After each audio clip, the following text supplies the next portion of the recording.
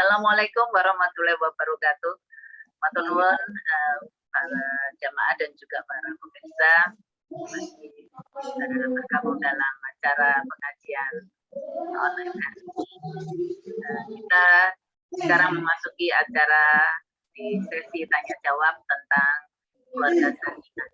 Monggo kalau ada yang bertanya, barangkali ada yang mau bertanya, monggo silakan.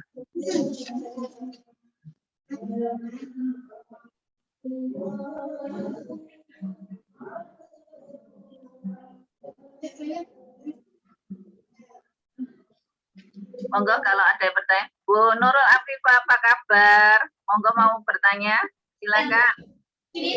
Alhamdulillah, saya. Monggo Bu Nurul. Nggih, matur nuwun. Assalamualaikum warahmatullahi wabarakatuh. Waalaikumsalam warahmatullahi wabarakatuh. Bu Yai, kalau jenengan tadi mengaturkan kalau rumah tangga itu sulit tercapai kebahagiaannya, sakinah, ya kalau suami dan istri itu berjauhan, Bu Yai. Terus kalau keadaan harus memungkinkan seperti itu bagaimana, Bu Yai? Kita kan tidak bisa selalu mengikuti suami karena anak-anak masih ada tanggung jawab, anak-anak di rumah. Sedang kalau suami lagi dinas di jauh itu bagaimana untuk solusinya, Bu Yai? Itu aja. Matur nuwun, itu mungkin itu aja yang saya tanyakan. Bagus. Sadanati min sa'adatil mar'i, termasuk bagiannya seorang adalah kasabuhu fi baladihi. Mata pencariannya, pekerjaannya di daerahnya. Dalam arti tidak bisa dengan keluarga. Kalau sekarang bisa dengan keluarga, sekarang suami di Sulawesi di sini. Pertanyaannya apa? Bisa tentram. Bisa tentram. Ya kalau tahu itu berjauhan ya sebagai loncatan saja. Hijrah, pindah, ya. Pindah. Allah itu yang maha memberi rezeki. Kalau kita pengen pindah ke kumpul keluarga, misalnya pengangkatan pegawai negeri, pertama bisa diangkat di luar Jawa. Tapi nanti kalau sudah 1 tahun 4 tahun bisa pindah ke sini. Ya mungkin hanya sementara saja jauhnya. Nanti toh ada harapan untuk kumpul selamanya. Jadi kalau bisa, mohon kepada Allah supaya dikumpulkan. Allah maha mendengar doa. Allah maha memberi rezeki. Misalnya pindah gak bisa, ya sudah cari rezeki yang di daerahnya. Dikira hanya itu sumber rezeki yang Allah berikan kepada kita. Jadi banyak hal yang bisa kita usahakan untuk supaya suami istri itu kumpul. Ya, coba sekarang kalau tidak berusaha kumpul, ya nggak bisa kan sakinah mawaddah warahmah. Gimana sakinah jauh-jauh, pengen hidup bersama nggak bisa. Pengen ngomong-ngomong, kalau ada video call bisa video call, tapi nggak bisa kumpul, nggak bisa kumpul. Jadi solusinya adalah mohon kepada Allah supaya diberi rizkinya di daerahnya. Kemudian kalau sambil mohon itu kan usaha batin, usaha lahirnya kita cari pekerjaan yang dekat rumah, yang di daerahnya. Nggak mungkin Allah tuh ngasih rezeki itu loh, nggak hanya satu pintu, nggak ada di sana aja. Misalnya kemudian notop dia harus keluar dari pekerjaannya, tapi sebelum keluar harus ada batu loncatannya, ada tempat untuk berpijaknya. Lah kalau nggak bisa gimana? Ya istrinya dibawa ke sana atau suaminya, kalau itu pekerjaannya suami ya istrinya harus dibawa ke sana. Nah kalau anak gimana? Anak kan bisa di pondok pesantren, bisa di mana? Bisa di tempat yang kita bisa titipkan anak di situ. Kalau itu pergantian sudah besar kan bisa itu apa kos dan sebagainya. Tapi suami istri hendaknya kumpul, ya. Suami istri pisah itu loh nggak bisa bahagia. Ya supaya kumpul lah. Gimana usahanya? Istrinya harus ngalah. Istrinya gajinya lebih banyak, suaminya gajinya lebih dikit. Lah pengen bahagia sakinah apa pilih uang banyak? Ya, kita harus memprioritaskan mana untuk bagi dunia akhirat. Nonton ini, solusinya mohon kepada Allah. Nanti Allah akan Hijrah. Bunyai ada tambahan lagi. Ini bagaimana Bunyai kalau dalam hal ini orang tua, Nggak dengar terusan. Pelan sekali. kalau orang tua memaksa anaknya untuk cepat menikah, itu apa diperbolehkan dalam agama Bunyai? Soalnya ini suka menunda-nunda, nanti gitu Bunyai. Terus kalau kita sebagai orang tua sedikit memaksa gitu, bagaimana, apa diperbolehkan dalam agama?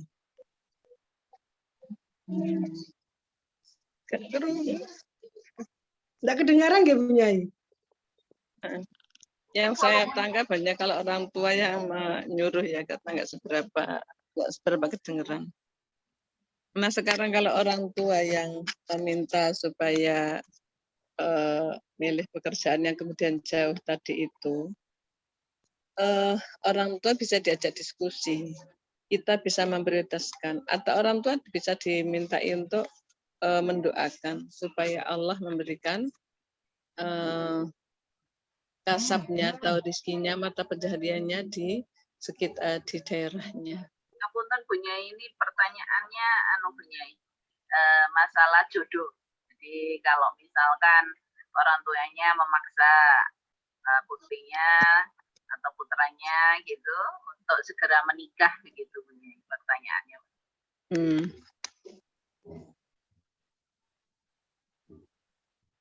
Kalau orang tuanya menikah, sudah kerja apa belum? Tidak ada masalah. Belum kerja menikah dulu nggak ada masalah. Dalam Al-Quran surat An-Nur ayat 32 Allah berfirman, A'udzubillahi minasyaitonir rajim.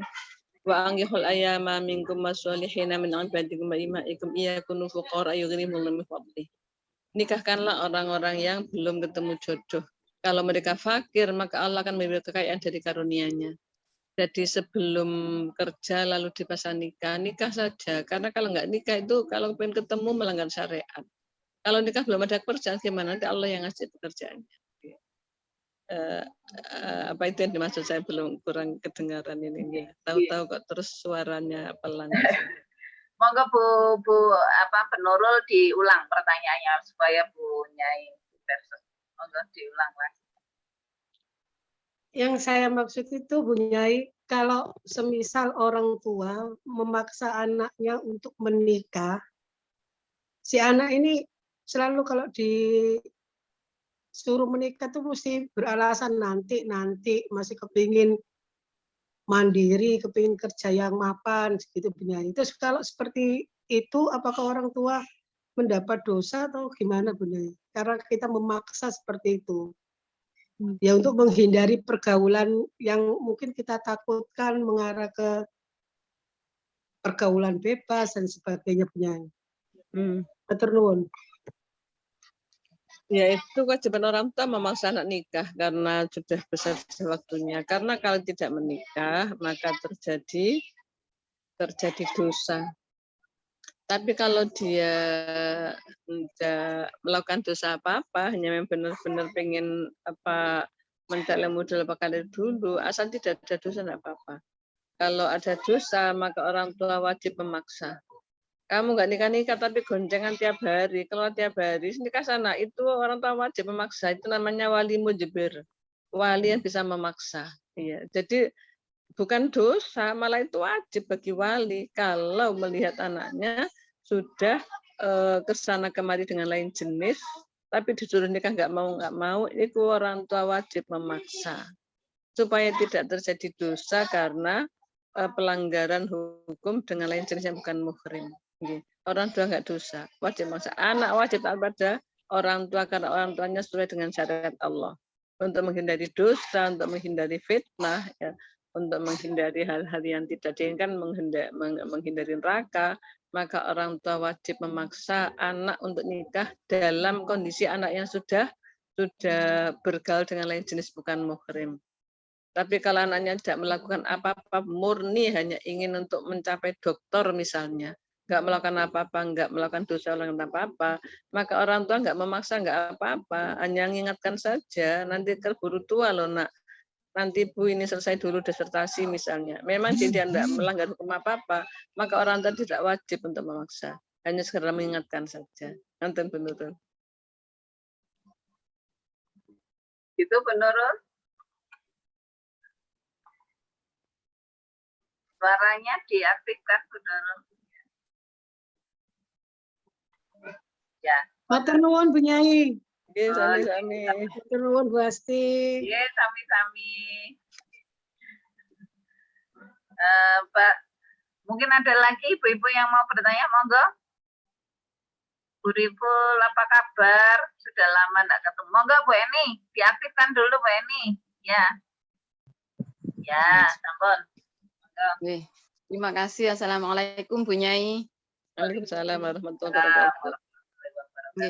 Dari keterangan tadi itu kan untuk mencapai keluarga yang sakinah, mawaddah, warahmah, jika suami istri saling berjauhan, itu kan harus ada yang ngalah, utamanya istri yang harus mengikuti suami. Tapi jika di dalam keluarga itu memang mengutamakan, menurutnya itu bahagia itu diukurnya dari materi, sehingga diambil keputusan, ya tidak apa-apa kita saling jauh, umpamanya gitu dalam sementara waktu. Itu bagaimana? Kalau memang keputusannya memang harus jauh dulu lah, tidak apa-apa begitu. Ngaten punya matur nuwun. Assalamualaikum warahmatullahi wabarakatuh. Kalau sementara waktu kan namanya betul loncatan tadi. Jadi yang saya contohkan tadi itu pegawai negeri diterima tapi di luar Jawa dulu. Lah itu kalau diterima kan untuk bahagia selamanya sampai akhir hayat kan. Jadi misalnya sementara dan itu untuk kebahagiaan selamanya. Kalau itu berarti tidak bisa selamanya. Ya sementara bisa, nggak bisa sakinah mawaddah warahmah, tapi untuk menuju sakinah mawaddah warahmah selamanya. Misalnya kalau capek itu setelah 2 tahun baru bisa mutasi misalnya, gitu. Itu contohnya. Jadi kalau sementara diputuskan pisah, nanti untuk lalu kumpul lebih baik, itu kan tetap usahanya itu adalah sakinah mawaddah warahmah. Hanya ketika pisah, ya saya katakan bagaimana bisa sakinah, nggak ada suami, nggak ada istri. Iya kalau nggak punya nggak ada masalah, memang sudah tentram sendiri. Tapi kalau punya lo berjauhan, ya kan mesti semelam, mesti kangen, mesti rindu, mesti ketemu lah. Bagaimana bisa sakinah, rindu, tapi nggak susah ya. Itu namanya apa? Susah asmara, pasrama, cerita asrama. Jadi kalau sementara saya menyadari nggak apa-apa, sementara itu menahan rindu dulu, berarti nggak sakinah dulu untuk menuju sakinah selamanya, nggak apa-apa. Monggo kan sepakati, nggak ada masalah, asal saling bisa dipercaya. Jangan-jangan salah satu khianat, ada tambahan biar itu biar.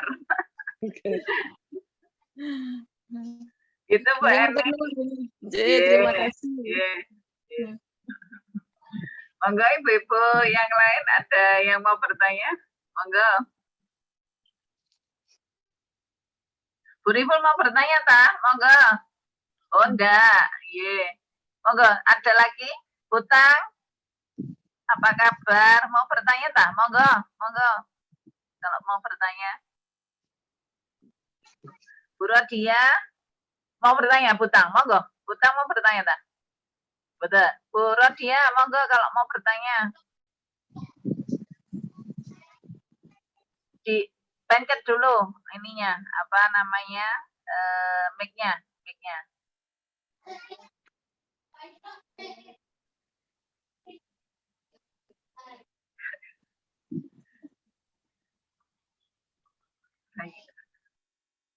Bu Dewi mau bertanya, ini Bu Nyai yang kakunya gerak kemarin jadi belum bisa ikut terjemah lagi ya Bu Dewi Wulansari ini dari diaktifkan dulu Bu Dewi dari apa namanya Pondok Chandra ya Bu Dewi yang baru ini. Gila. Ampun dereng sakit gabung terjemah. Mau bertanya Bu Dewi, monggo. Mboten. Ada lagi? Baik, kalau Mbak Usna mau bertanya tak?